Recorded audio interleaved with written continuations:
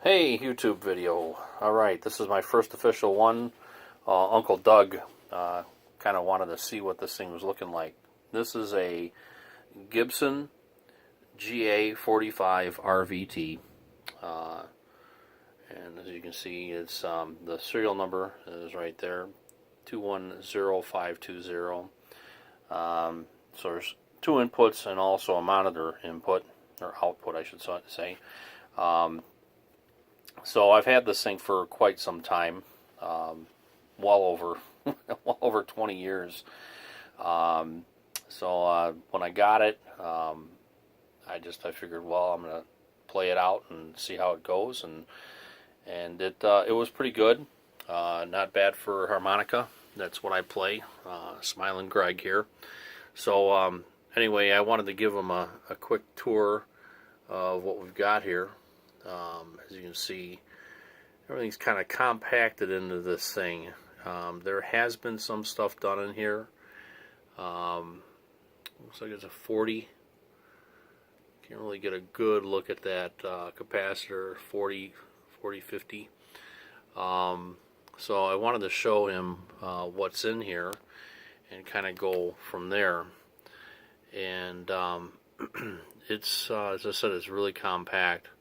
I apologize if this isn't like super steady, but as you can see inside here, you've got all kinds of stuff that's wired in, and capacitors and resistors and all kinds of funny stuff. Of course, these are brand new, no doubt about it, or not brand new, but they were put in at some time. Most of the tubes are original. I am missing a little cap right there. I'm going to have to get another cover for that thing. But I pulled the back end off of this just to see, what it's all about. And these have been replaced. These are two Sovtechs. And then I've got a original Gibson in here. The tube location chart I've got around somewhere. I'm going to relabel this.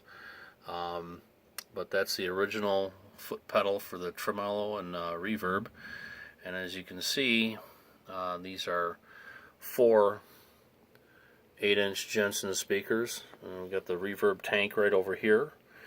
So I was kind of laughing when Uncle Doug was talking about the white paint. This actually has like flecks of white in the black Tolex. So it's really kind of funny when he said that about a couple of his amplifiers that he's looking at. And so anyway, the front grille and face, as you see there. So real nice unit. This is actually not the amp that I usually play out with. The amp I usually play out with is my Windy City. Basically, Tom Fleissner from Sonic Amps puts these together, and I'll tell you, they're quite beefy. We may do a video on that later, but that's usually the one that I use primarily because of the gigs that I do. Works out pretty well. So with that said, let's go ahead and kick it in and see what we can do as far as getting some sound out of this thing.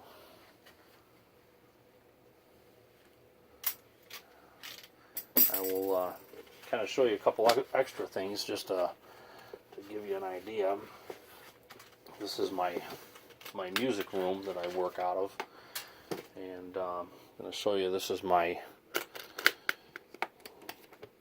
gig bag, or gig box if you want to call it.